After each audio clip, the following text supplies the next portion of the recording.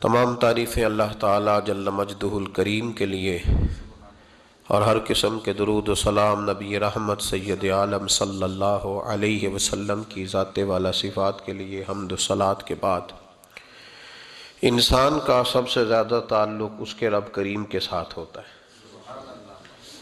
اللہ تبارک و تعالیٰ کی طرف سے اسے نعمتیں ملتی ہیں، رب کریم کی طرف سے اس پر عطائیں ہوتی ہیں۔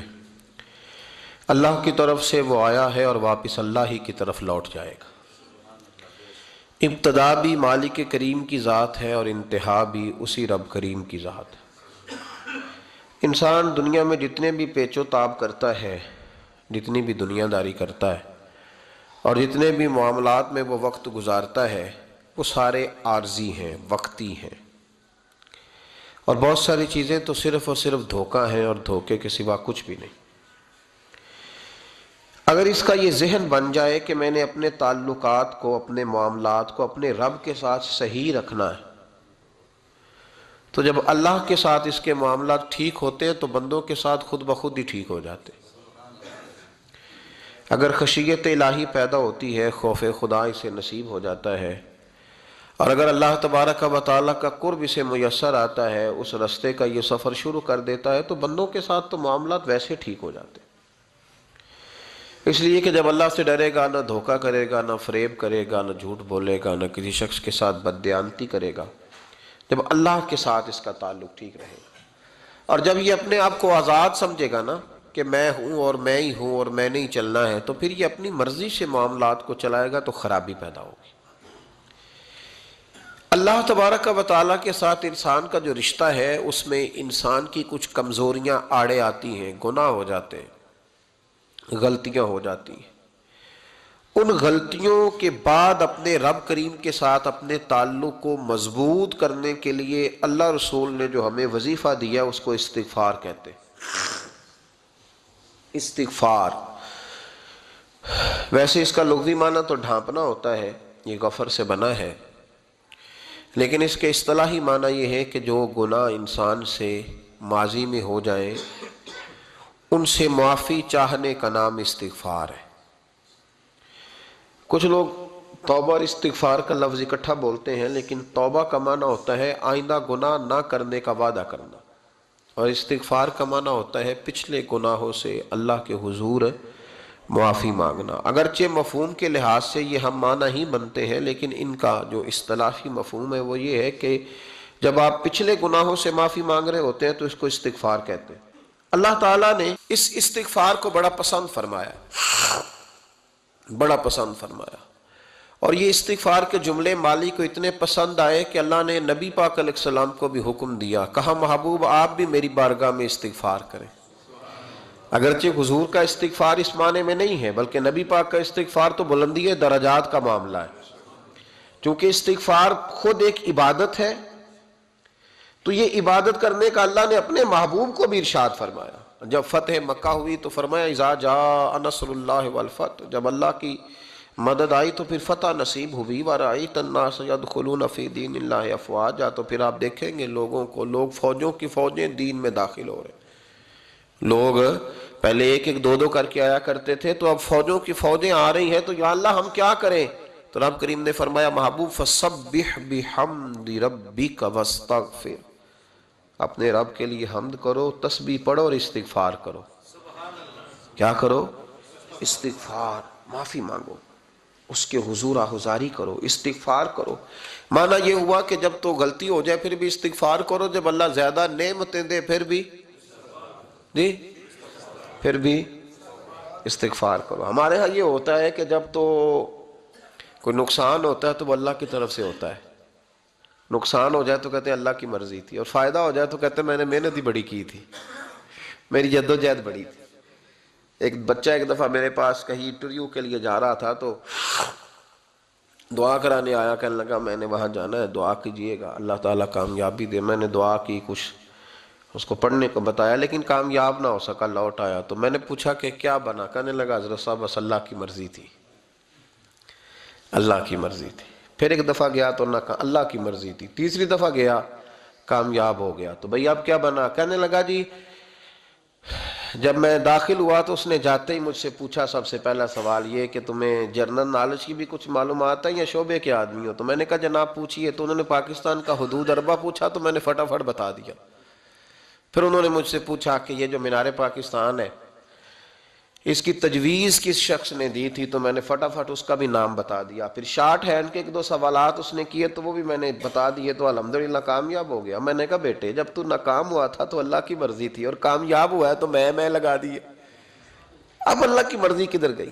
یہ اتنا بڑا نقص ہے انسانی فطرت کا، اتنی بڑی کمزوری ہے کہ معاذ اللہ تعالی ہم کمزوریاں قدرت کے کھاتے میں ڈال دیتے ہیں، اور ناکامیاں قدرت کے کھاتے میں اور کامیابیاں کیا تماشا۔ حالانکہ ہونا یہ چاہیے تھا کہ جہاں انسان کمزور پڑے تو کہے میری غلطی تھی، میری غلطی تھی۔ صوفیاء یہ سبق دیتے ہیں، اللہ کے بندے یہ پیغام دیتے ہیں کہ جب تو کہیں ناکام ہو جائے تو سمجھ جائے تیری، اور جب تو کامیاب ہو جائے تو سمجھ رہے اللہ راضی ہو گیا تھا، اللہ نے رحمت کر دی، اس نے فضل کیا۔ تو یاد رکھیں استغفار، کئی چیزوں پہ استغفار ہوتا ہے، کئی چیزوں پہ، اور استغفار کا نفع ملتا ہے۔ کیا نفع ملتا ہے؟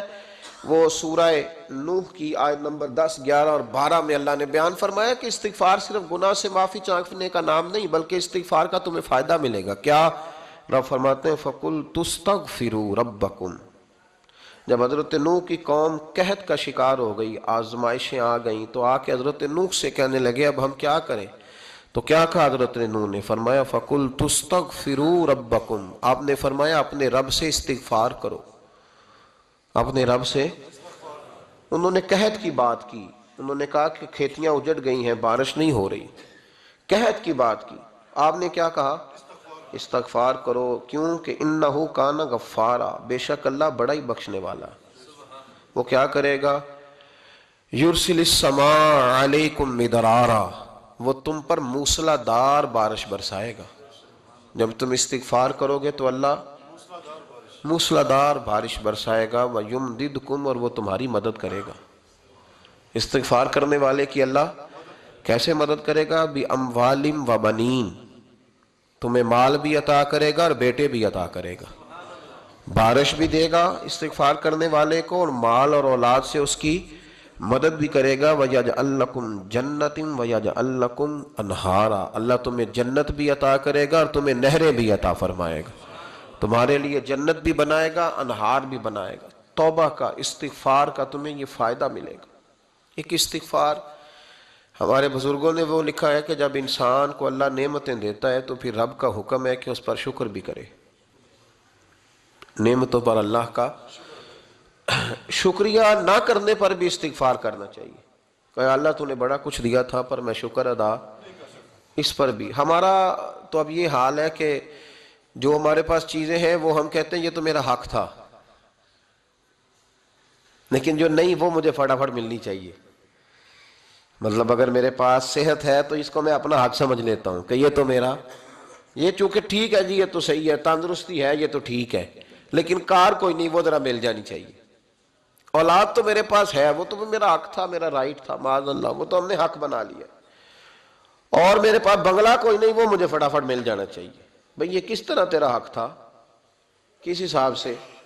یعنی جو چیزیں ہیں ان کو سنبھالنے کی فکر نہیں ہے، اور جو نہیں ہے ان کے طلب کی فکر لگی ہوئی ہے۔ شکر نعمت کو محفوظ کر دیتا ہے، شکر نعمت کو محفوظ کر دیتا ہے، اور ناشکری نعمت کو لَئِن شَكَرْتُمْ لَأَزِيدَنَّكُمْ وَلَئِن كَفَرْتُمْ إِنَّ عَذَابِي لَشَدِيدٌ۔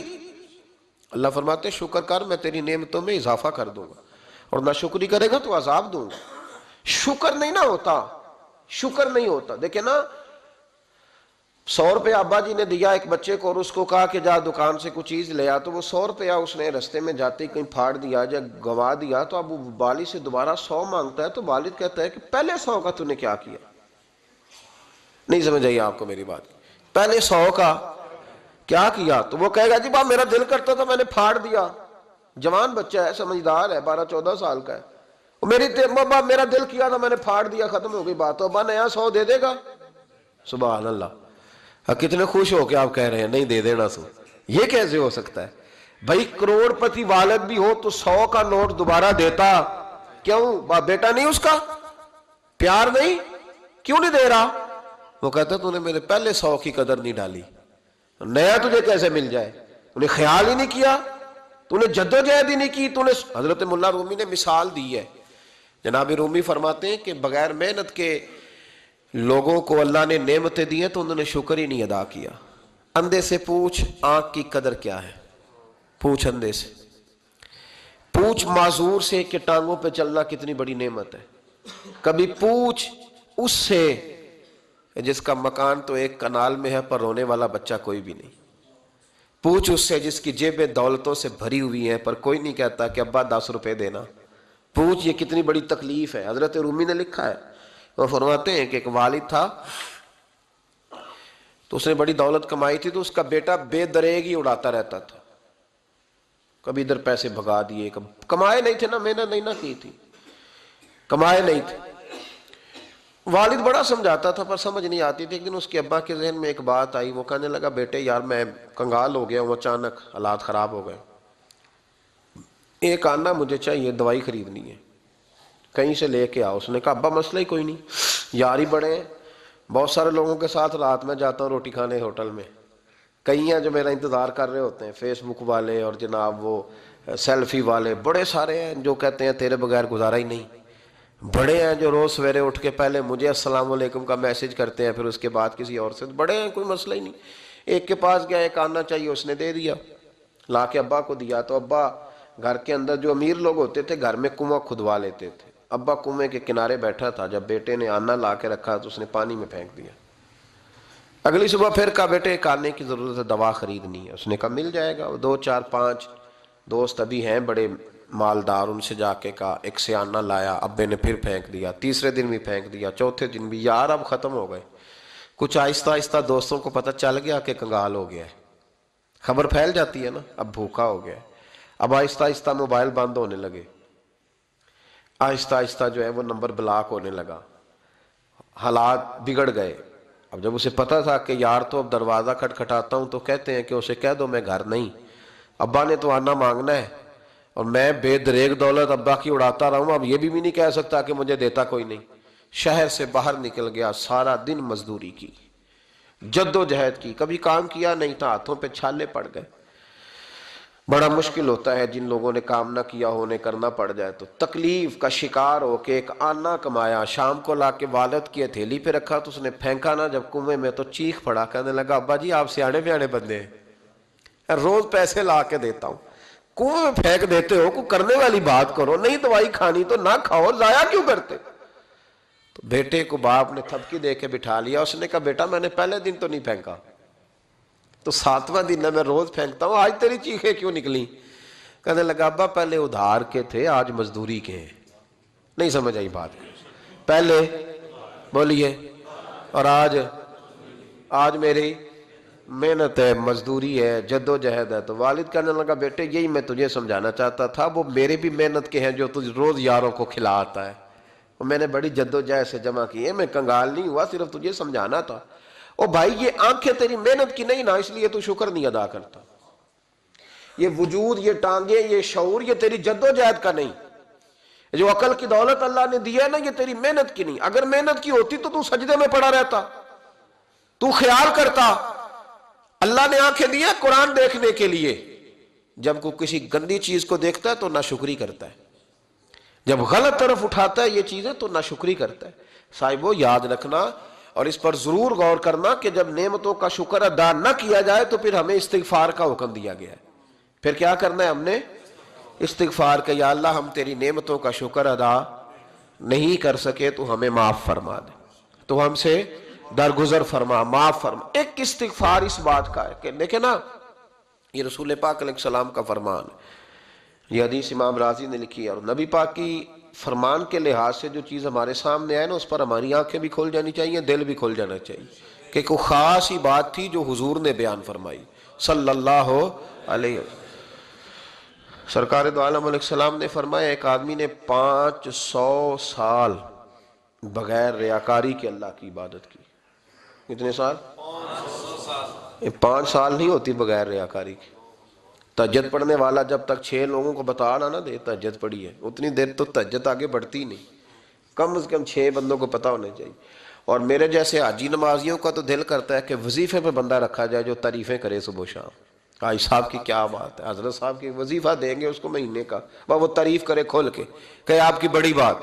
یہ مرض ہے، تعریف سننا نا، یہ بیماری ہے، اس نے جھوٹ کو جنم دیا ہے، بہت بڑا مرض ہے۔ حضرت سعدی نے اس پر بہت بڑے مقالہ جات لکھے ہیں اور فرماتے ہیں یہ مرض کچھ لوگوں میں بہت زیادہ ہوتا ہے۔ ایک امیروں میں، امیر لوگ ناراض نہ ہو جائیں پر انہوں نے کہا ہے تو کوئی حکمت ہوگی نا، امیروں میں تعریف سننے کا مرض بہت زیادہ ہوتا ہے۔ فرماتے ہیں ایک بادشاہوں میں اور تیسرا عورتوں میں، ان میں یہ بیماری بہت زیادہ ہوتی ہے۔ کوئی تعریف نہ کرے تو خود اپنی کرنی شروع کر دیتے ہیں، خود ہی کہہ دیتے ہیں کہ کیا بات سی، میرے ابا جی تے وہ تے 100 حال چلدا سی تے 150 بندہ ٹکر کر، ابا جی دی چھڑ تو دس تیرے کنے چل دین، تیرے کو کنے بندے روٹی کھاندے، اپنی بات کرنا۔ اقبال کہتے تھے تو وہ آبا تمہارے ہی مگر تم کیا ہو، ہاتھ پہ ہاتھ درے منتظر فردہ، ابا جی کی دادا جی کے چھوڑ اپنی کر، ہمیں تو تیرا پتہ ہے تو اپنی بات کر، تیرے اندر بھی کوئی چیز ہے کہ نہیں، ابا دادا تو سب کے بڑے ہیں، حضرت آدم کی اولاد ہے تو حضرت آدم نبی تھے، تو باپ دادا تو سب کے بڑے بڑے ہی ہیں، بات یہ ہے کہ اپنی بات کرنی چاہیے نا۔ تو یہ بیماری ہے، یہ نقص ہے۔ 500 سال بغیر ریاکاری کی عبادت، اور بیان میرے نبی کریم علیہ السلام فرما رہے ہیں 5، بولیے، یہ بہت بڑا مسئلہ ہے، دکھاوا نہ ہو، ریاکاری نہ ہو۔ ہم مجالس میں جاتے ہیں نا جناب، محافل میں، تو لسٹ ملتی ہے، یہ چودھری صاحب نے صدارت ہے، انہوں نے خصوصی تعاون کیا ہے، تو یہ فلانے صاحب ہے تو ان کا بھی نام لینا ہے۔ تو میں کبھی کبھی کہہ دیتا ہوں کہ یار آپ نے تو کہا تھا یہ نبی پاک کی تعریف کی محفل ہے، اور یہاں آپ نے لسٹ لگا دی ہے پوری تعریف کرنے والوں کی۔ کچھ ضروری ہے کسی کا نام لینا اور اس کا جناب ذکر کرنا اور اشتہار پہ اس کی فوٹو آنا، یہ کچھ ضروری ہے؟ ویسے بھی کوئی اچھا لگتا ہے کہ نبی پاک کے نام کی محفل اور میں صدارت کر رہا ہوں؟ ڈرنا چاہیے نا مجھے اللہ تعالیٰ سے، حضور کی محفل اور میری صدارت، اس پر کبھی غور کریں۔ اگر کوئی راہ طریقت کا مسافر ہوگا تو تڑپ جائے گا کہ نبی پاک کے نام کی محفل اور سرپرستی ایک ایسے آدمی کی جس کو وضو تک نہیں کرنا آتا، چھ معنی دار ہے، کوئی دھندا ہے معاذ اللہ تعالیٰ، جس کا جو دل کرے وہ کرتا جائے۔ 500 سال بغیر ریاکاری کی عبادت کی، 5 بڑا مشکل ہوتا ہے۔ حضور فرماتے ہیں یہی بندہ جب اللہ کے حضور کھڑا کیا جائے گا تو رب کریم اس سے کہے گا کہ چلو اس کو میرے فضل سے جنت میں لے جاؤ، تو عرض کرے گا مالک فضل تو ٹھیک ہے پر 500 سال لگائے ہیں میں نے، 5۔ وہ مولوی صاحب میری طرح کے بیچارے جو امام مسجد ہوتے ہیں نا، تو وہ بھی کہتے ہیں جب میں آیا تھا تو 30 بچے تھے مسجد میں، اب 80 ہو گئے۔ اور بھائی یہ بندوں کو بتانے کی کیا ضرورت ہے، یہ تو اللہ کی رضا کے لیے ہے نا، تو چھوڑ اس میں اتنا تذکرہ کرنے کی کیا حاجت۔ 500 سال جس نے لگائے، بول پڑا یا اللہ 500 سال لگائے اور تو کہتا ہے کہ اس کو میرے فضل سے لے جاؤ، تو رب کریم نے فرمایا چلو کوئی نہیں، پھر انصاف کر لیتے ہیں، الٹی آنکھ کی روشنی نکال کے ترازو کے ایک پلڑے میں رکھو اور 500 سال کی بغیر ریاکاری کی عبادت دوسرے پلڑے میں رکھو۔ کبھی اس مریض سے پوچھنا جس کو ڈاکٹر کہہ دیتا ہے کہ تیری آنکھ کا علاج نہیں ہو سکتا، بے بس ہوتے ہیں ڈاکٹر، جواب دے جاتا ہے شعور۔ پوچھ کبھی اس شخص سے کو کہتے ہیں بس جناب اب آپ اپنی آنکھیں موجود ہونے کے باوجود آپ دیکھ نہیں سکتے، اتنی موٹی آنکھ لگی ہوئی ہے، لیکن روشنی اللہ چاہے تو دیتا ہے، نہ چاہے تو نہیں دیتا۔ 5 ایک آنکھ کی روشنی ایک پلڑے میں رکھ لو اور دوسرے میں 500 سال کی عبادت رکھ دی، اللہ اکبر۔ تو رب کریم نے فرمایا اب تولو، جب تولی تو وہ عبادت تھوڑی تھی اور ایک نعمت زیادہ تھی۔ اللہ نے فرمایا یہ تو بھائی اس کو تو 500 سال دیے تھے، یہ تو ایک نعمت کا شکر نہیں ادا کر سکا، پکڑو اس کو دوزخ میں ڈالو۔ ایک کر کے کیا آیا ہے، پکڑو جہنم میں ڈالو، اس کو لے چلو۔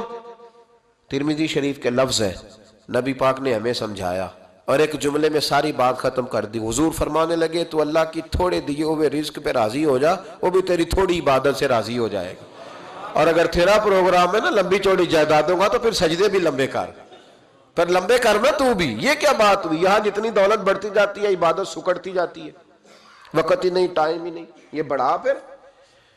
تو جب دوزخ میں جانے لگا نا تو پھر خیال آیا، تو حضور فرماتے ہیں استغفار کرنے لگا، کہنے لگا اللہ میں بھول گیا تھا، اللہ مجھے غلطی لگ گئی، استغفار کر رہا۔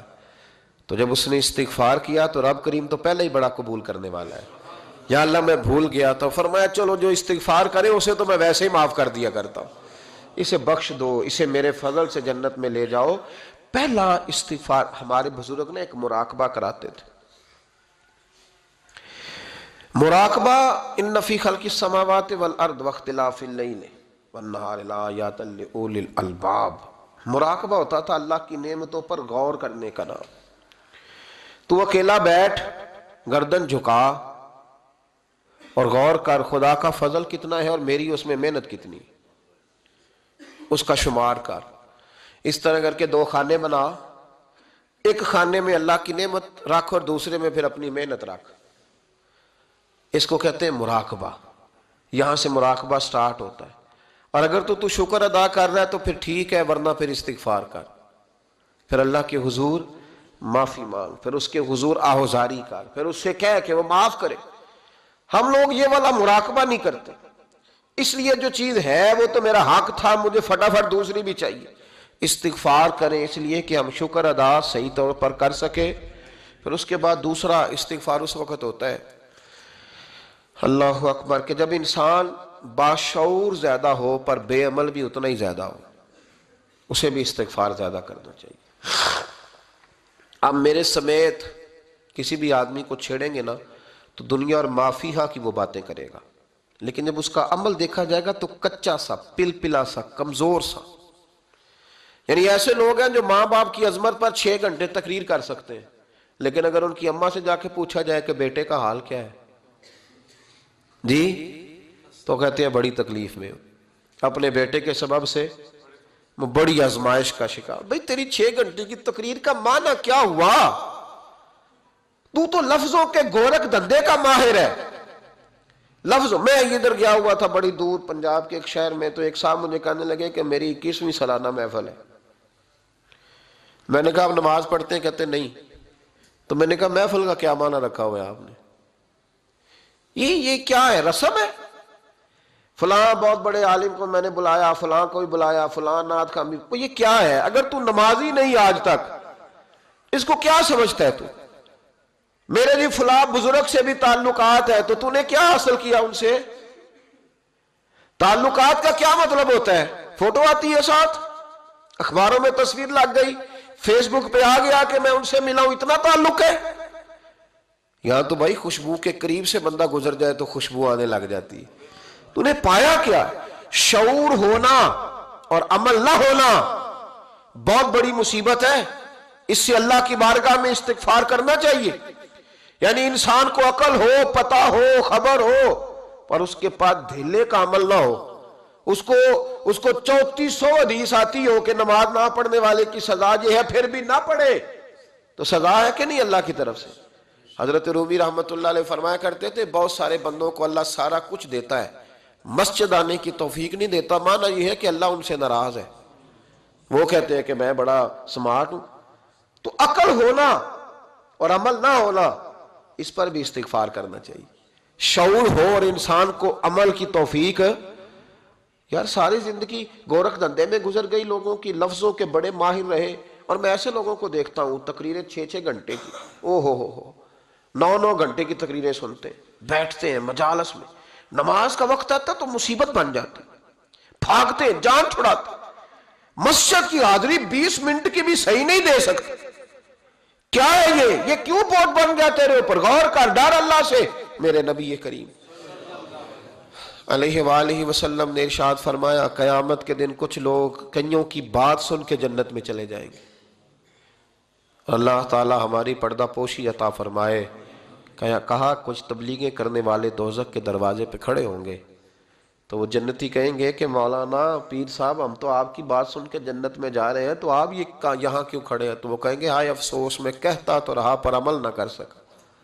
میں عمل، اس سے مراد صرف ممبر پہ بیٹھنے والا مولوی نہیں، اس سے ہر وہ شخص مراد ہے جو نصیحتیں تو بڑی کرتا ہے لیکن خود عمل وہ بہت بڑا الفاظ کا ذخیرہ رکھتا ہے، پر عمل کے لیے 2 سجدے بھی صحیح طریقے سے دے سکتا، پھر وہ استغفار کرے، پھر وہ اللہ کی بارگاہ میں معافی مانگے، پھر وہ توبہ کرے، اس لیے کہ جو جتنا بڑا ہوتا تھا نا اس پہ خشیت بھی اتنی زیادہ طاری ہوتی، اس پر خشیت بھی اتنی، جتنا حضرت عمر فاروق رضی اللہ تعالیٰ عنہ کو زخم لگ گیا، شدید زخم لگا، آپ آ گئے، بڑی زیادہ خون بہہ گیا ہے، بہت سارے صحابہ آپ کے گرد جمع ہو گئے، حضرت عبداللہ ابن مسعود بھی آ گئے، تو جناب عمر رونے لگ گئے،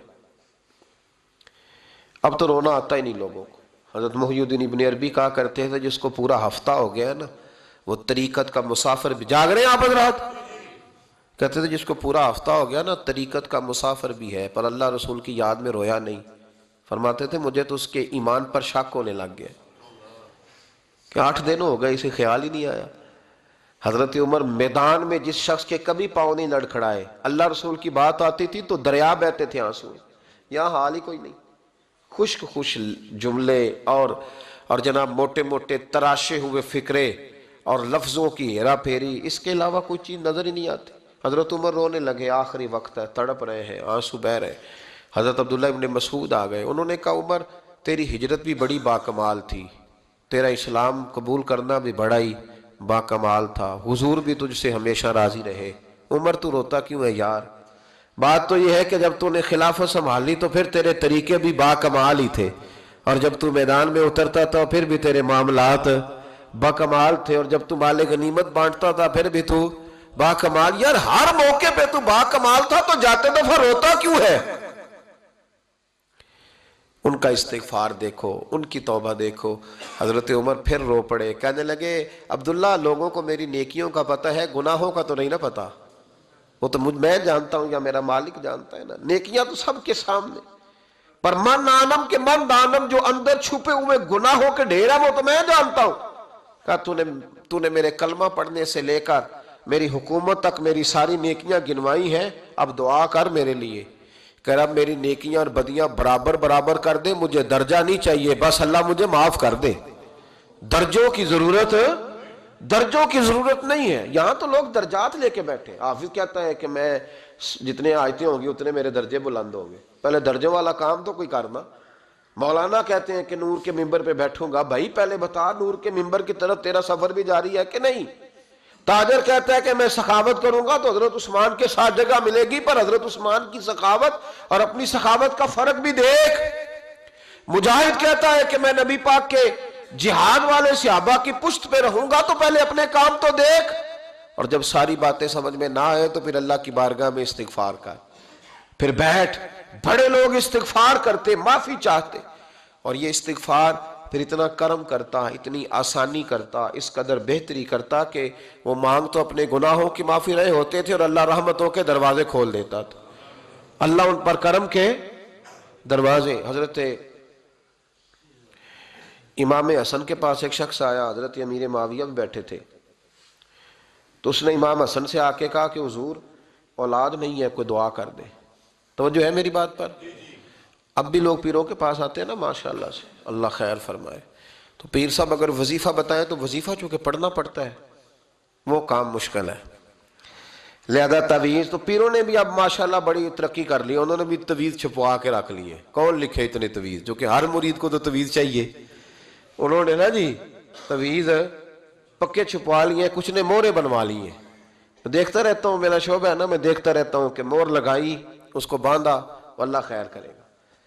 تو اب وہ نفسیاتی معاملہ ہے، ظاہر ہے 100 بندہ تعویذ لے کے گیا ہے تو 1.5 کو تو فرق پڑے گا ہی نا بیچ میں سے، تو جس کو فرق پڑ گیا اس کا فیس بک پہ دے دیا کہ یہ میری کرامت ہے جی، تو جس کا نہ پڑا جی جڑے محرم راز حقیقت دے او تے راز حقیقت کھول دے ہی نہیں، اے جنہ ویکھیا نہیں او کرن گلاں، جنہ ویکھ لیا او تے بول دے ہی نہیں۔ ہمارے ایک حضرت تھے تو ان کے پاس ہم بیٹھے تھے، نیک آدمی، تو تعویذ دیا تو مرید کہنے لگا حضور دوبارہ کب آؤں؟ کہنے لگے فرق پڑ گیا تو آ جانا، نہیں تو کہیں اور چلے جانا۔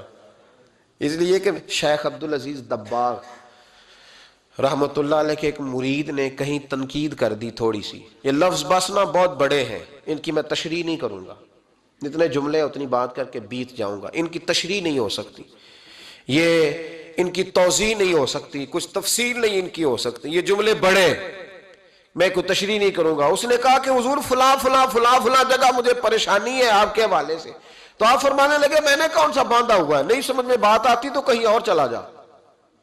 باندھ کے رکھا نہیں، دروازے کھلے ہوئے ہیں، کہیں اور چلا جا، ختم ہو گئی بات. تنقید کرنے کی ضرورت چھٹی. اس لیے کہ وہ لوگ بت نہیں بناتے تھے کہ بس ادھر ہی پوجا کرنی ہے کہ کہیں اور نہیں جانا. یہ چھوڑے ہے نا ہمارے چکر چلا ہوا، میرے علاوہ کہیں اور نہ جانا. شیخ عبد الوہاب شرونی فرمایا کرتے تھے یہ تو نقص ہے تیرے اندر کا، یہ تو تیرے اندر کا نقص ہے. اگر تو قابل ہوتا تو کہتا جا سنگیا سارا زمانہ دیکھا، اگر کوئی میرے جیسا ملا تو چلا جانا، اور اگر میری طرح کا نہ ملا تو پھر کہیں اور جا دیکھا سارا. او بھائیو کیا چکر ہے، وظائف لوگ پوچھتے تھے تو ان پہ عمل کرتے تھے، وہ چیزیں فائدہ دیتی. حضرت امام حسن سے آ کے وظیفہ پوچھا، اس شخص نے کہا حضور اولاد کوئی نہیں تو وظیفہ بتائے، تو آپ نے فرمایا استغفار پڑھا کر. کیا کر؟ اس نے کہا ٹھیک ہے. تو حضور پھر میں دوبارہ کب آؤں؟ تو امام حسن کہنے لگے بے اولاد ہے نا تو، استغفار کا وظیفہ بتایا نا؟ کہا ہاں. فرمانے لگے اب اس وقت آنا جب اللہ تجھے 10 بیٹے عطا کرے گا. کتنے؟ 2 4 نہیں، 10 ہی کہہ دیے. تو حضرت امیر معاویہ رضی اللہ تعالیٰ دیکھا، کہنے لگے حسن اتنا بڑا دعویٰ. آپ فرمانے لگے میں نے کہہ دیا نا تو اللہ فضل کرے گا. ہاں ہاں اللہ خیر کرے گا، خیر ہو جائے گی. وہ شخص کئی سالوں کے بعد آیا، کئی سالوں کے بعد. تو حضرت امیر معاویہ کو بھی ساتھ لایا، کہنے لگا حضور اللہ کے فضل سے اللہ نے 10 بیٹے عطا فرمائے، پورے 10 ہی اللہ نے دیے. تو حضرت امیر معاویہ کہنے لگے جناب بات تو آپ کی سچی ہو گئی، پر مجھے بھی بتائیں یہ وظیفہ کہاں سے لیا؟ فرمانے لگے قرآن پاک سے، سورہ نوح کی 10 11 12 آیت پڑھو. اللہ فرماتے ہیں تم استغفار پڑھو، میں تمہاری بیٹوں سے بھی مدد کروں گا، مالوں سے بھی مدد کروں گا. تو میں نے استغفار بتائی تھی اور قرآن میرے اللہ کا ہے، رب کا وعدہ جھوٹا ہو سکتا؟ فرمایا 10 بیٹے ملنے تھے، میں نے کہہ جو دیا تھا. وہ میرے بھائیوں یاد رکھیں استغفار اللہ کی رحمت نازل کر. ایک ہوتا ہے خوف، ایک ہوتی ہے خشیت. خوف والے لوگ توبہ کرتے ہیں، خشیت والے استغفار کرتے ہیں. ایک ہوتا ہے خوف، ایک ہوتی ہے خشیت والے استغفار کرتے ہیں. نبی کریم علیہ السلام نے فرمایا میں دن میں 100 مرتبہ استغفار کرتا ہوں، دن میں. توبہ والا کہتا ہے کہ میں بھول گیا تھا مجھے معافی مل جائے، اور خشیت والا کہتا ہے میرا یار ناراض نہ ہو جائے، وہ استغفار ہی کرتا رہتا ہے، وہ معافی حضرت رومی نے مثال دی ہے. فرماتے ایک عورت تھی تو بھیک مانگا کرتی تھی.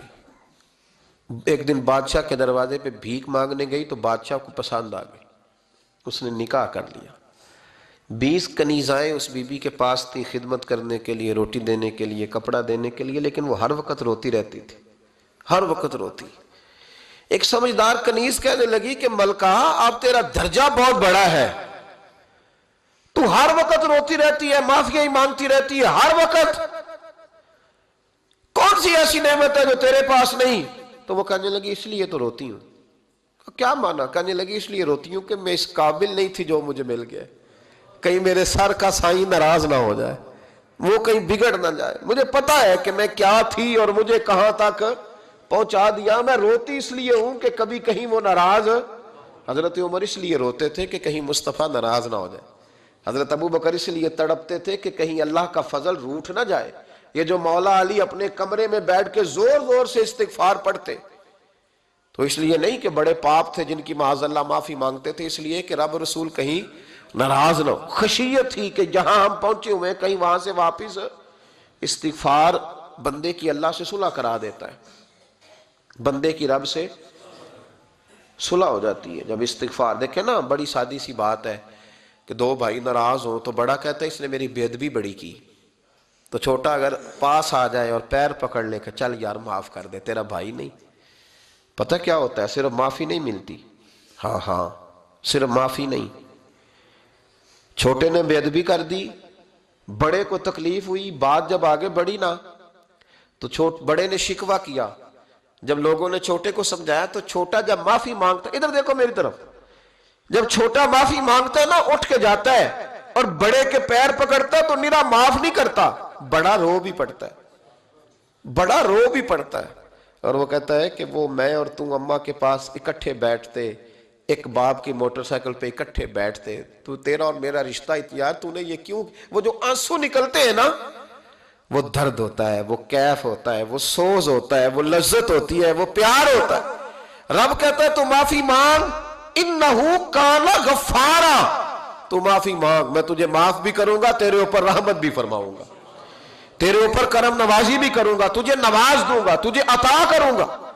حضرت موسیٰ کلیم اللہ علیہ السلام کا زمانہ مبارکہ تھا، قحط پڑ گیا، بارش نہیں ہوتی۔ ہم لوگ نا اب تو خیر ہمارے پاکستان میں تو ٹیبل ٹاک ہوتی ہے، ٹاک شو ہوتے ہیں، ہمارے ہاں تو پتہ کیا جاتا ہے کہ بارش ہو کیوں نہیں رہی، پھر اس پہ یہ ہوتا ہے کہ دھواں بڑا چڑھ گیا ہے، حالات بڑے خراب ہیں، فلاں ایسے ہو گیا، قحط کا ہم تو اسباب تلاش کرتے رہتے ہیں نا جی، فوگ بہت زیادہ ہے، فلاں چیز ایسے ہے، فلاں چیز ایسے ہے، ہم تو یہ تلاش کرتے رہتے ہیں۔ وہ لوگ یوں نہیں کرتے تھے، وہ سیدھے جا کے مصلوں پہ بیٹھتے تھے، اس لیے کہ وہ کہتے تھے جب رب چاہتا ہے تو پھر کوئی چیز کسی چیز کو روک سکتی، وہ سیدھے مصلے پہ بیٹھتے۔ اعلیٰ حضرت فاضل بریلوی رحمۃ اللہ علیہ کے پاس ایک مولانا محمد حسین آئے، وہ فلکیات کے بڑے ماہر تھے، تو اعلیٰ حضرت نے فرمایا ذرا ستاروں کا حساب لگا کے دکھاؤ بارش کب ہوگی؟ کہنے لگا پورا مہینہ تو نہیں ہوگی۔ تو اعلیٰ حضرت رحمۃ اللہ علیہ فرمانے لگے کہو کہ میرا علم کہتا ہے مہینہ نہیں ہوگی، اللہ چاہے تو ابھی ہو سکتی ہے۔ کہنے لگا جی وہ تو ٹھیک ہے پر میرا علم، وہ جیسے روز لوگوں نے پیر نیٹو سے شاہ صاحب نہیں کھولے ہوتے کہ بارش کب آئے گی، اور اس کی طرف نہ دیکھ، مصلے پہ بیٹھ، مہربانی کر مصلے پہ بیٹھ، اللہ کی بارگاہ میں حاضر ہو، اس سے معافی مانگ، اسے منا تاکہ وہ رحمت کی بارش۔ کہنے لگا جی میرا علم کہتا ہے، تو اعلیٰ حضرت فرمانے لگے پھر وہی بات، تو کہے اللہ چاہے تو بارش ابھی، لیکن یہ جو اڑ گئے ہیں نا بیچارے، یہ اڑ ہی گئے ہیں، یہ جہاں الجھ گئے ہیں وہاں یہ لوگ الجھ گئے، اللہ ہمیں الجھنے سے محفوظ فرمائے۔ تو اعلیٰ حضرت اٹھے تو فرمایا ٹائم کیا ہوا ہے گھڑی پہ؟ کہنے لگا جی 12۔ تو اعلیٰ حضرت نے گھڑی گھمائی، اب کیا بج گیا؟ کہنے لگا 4 بج گئے۔ فرمانے لگے بج گئے نا 4؟ کہنے لگا جی آپ نے گھڑی گھما جو دی ہے۔ فرمانے لگے اللہ بھی جب چاہے تو ستارے گھما دیتا ہے، اللہ بھی ستارے گھما دیتا ہے بارش۔ کہنے لگا جی وہ تو ٹھیک ہے پر مہینہ نہیں ہو سکتی، اڑا ہوا بندہ اس کا کوئی علاج ہے جو اڑ جو جائے، اس کے لیے قرآن کہتا ہے وَإِذَا خَاطَبَهُمُ الْجَاهِلُونَ قَالُوا سَلَامًا، اسے سلوٹ کرو دور سے، اسے کہو تو جان اور تیرا۔ کہنے لگا جی ہو نہیں سکتی پورا مہینہ۔ فرمانے لگے یار تو جا اپنا کام کر۔ وہ شخص کہتا ہے میں نے دروازہ کھولا اعلیٰ حضرت کا، کمرے سے باہر نکلا تو تیز بارش ہو رہی، واپس آیا تو میں نے کہا احمد رضا یہ عقیدہ کہاں سے لیا ہے؟ فرمایا دروازہ مصطفیٰ سے لیا ہے صلی اللہ علیہ وسلم۔ تو یاد رکھیں کہ اللہ کو منانا چاہیے، استغفار کرنا چاہیے، اس کی برکات۔ حضرت موسیٰ ساری قوم کو لے کے نکل گئے،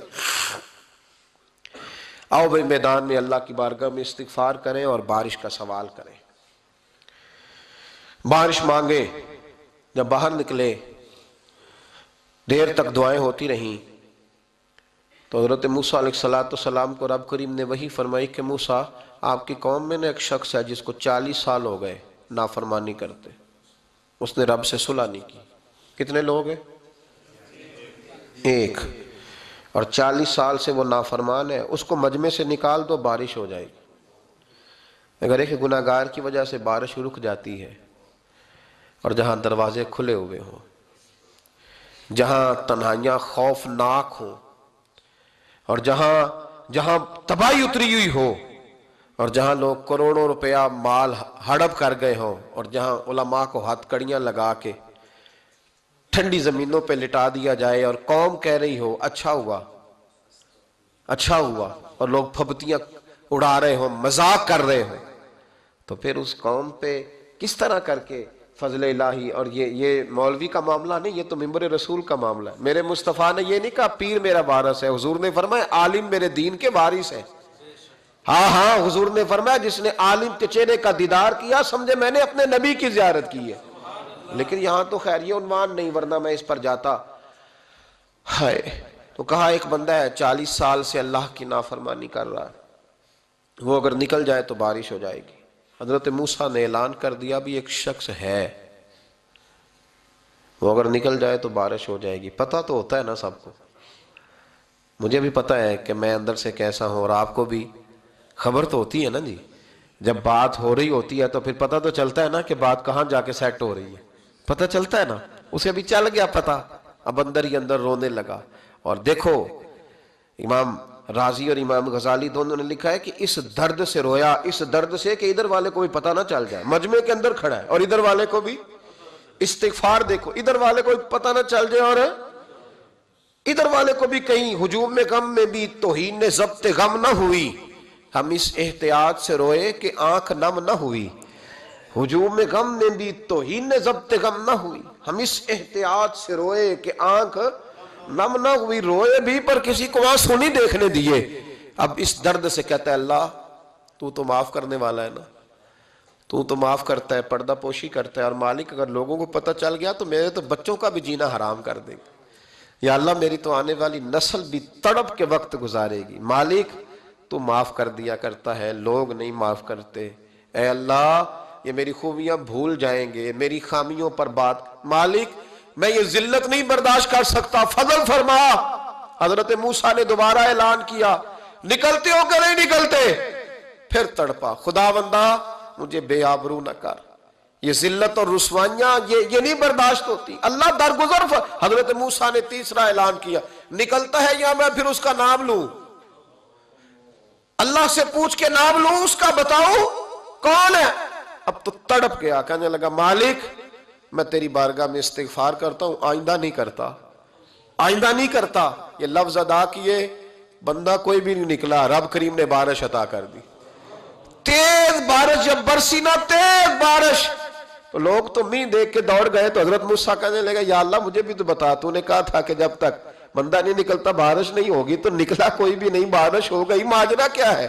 तो रब करीम ने फरमाया मूसा बस उसने मुझसे सुलह कर ली, उसने मुझसे सुलह कर ली। और इमाम गजाली ने लफ्ज लिखे, हजरत मूसा ने पूछा, हालांकि अल्लाह अपने नबियों को गैब के खजाने देता है, पूछा कि अल्लाह मुझे उसका नाम बता दे। तो रब करीम ने फरमाया मूसा जब गुनाहगार था तब नहीं किसी को बताया, जब पापी था तब नहीं बताया, जब मुजरिम था तब नहीं बताया, अब कैसे बता दूं? फरमाया उसकी मेरी सुलह हो गई है। और फरमाया जो बारिश नहीं ना हो रही थी वो भी उसकी वजह से नहीं हो रही थी, अब जो हुई है ना तो ये भी उसी की वजह से हुई है। ये बारिश अब जो हुई है तो ये भी ये इस गुनाहगार के सबब से। अपनी रातें अल्लाह के साथ गुजारे, मुसल्ले पे बैठे। मेरे साहब रहमतुल्लाह अलैह से जब कोई कहता ना कि बड़ा परेशान हूँ तो कुछ बताएं, तो फरमाते आज रात मुसल्ले पे बैठ के अपने रब से बात करना, मैं भी बात करूँगा। बंदों को दुख बताने से इज्जत में कमी आती है, और अगर अल्लाह को बंदा अपने दुख बताए तो अल्लाह इज्जतें बढ़ा देता है। तिरमिजी शरीफ की हदीस है, नबी पाक अलैहिस्सलाम ने फरमाया अगर तू दुनियादारों को दुख बताएगा तो अल्लाह तुझे गनी नहीं करेगा, और अगर तू अपने रब को बताएगा तो अल्लाह बड़ी जल्दी तुझे दुनिया से बेनियाज कर देगा, तुझे लोगों की ज़रूरत नहीं रहेगी। इस्तिगफार करें, कसरत से करें, ज़ौक़ से करें, मुसल्ला आबाद रखें, हर शय। देखो ना जिस तरह खाने की मेज़ आबाद रहती है, बिस्तर आबाद रहता है, हमारे दीगर मामलात, अगर मुसल्ला ना आबाद रहे तो रूह बेचैन रहती है, तबीयत बेकरार रहती है। इंसान, मैंने देखा है बड़े बड़े समझदार लोग पागलों जैसी जिंदगी गुजार रहे हैं, बोलते जा रहे हैं, बोलते जा रहे हैं, बोलते जा रहे हैं, ऐसे किसी को कोई खबर कि 6-6 फोन उठाए हुए हैं, ऐसे जैसे डिस्टर्ब हो गए मेंटली तौर पर। वजह क्या है कि इनसे जान नहीं छुड़ाते। कभी सारे मोबाइल बंद करके ना, सारे बच्चे हर चीज साइड पे करके मुसल्ले पे भी आना चाहिए। और मालिक तो बड़ा ही करीम है, अल्लाह तो बड़ा ही कंजुल माल की हदीस सुना के बाद समेटता हूँ।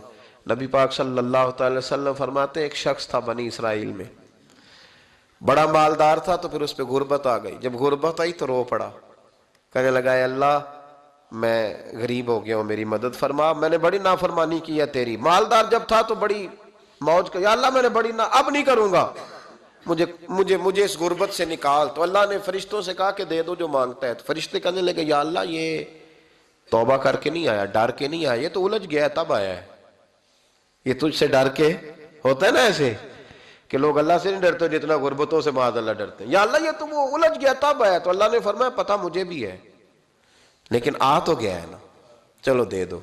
तो कहा या अल्लाह अगर दे दिया तो दोबारा नहीं आएगा। फरमाया इसका भी मुझे पता है, तुम दे दो। उसे दे दिया। जब दौलत मिल गई ना तो कहने लगा ओहो वो तो मैंने इस तरीका से इस्तेमाल किया इसलिए कामयाब हो गया।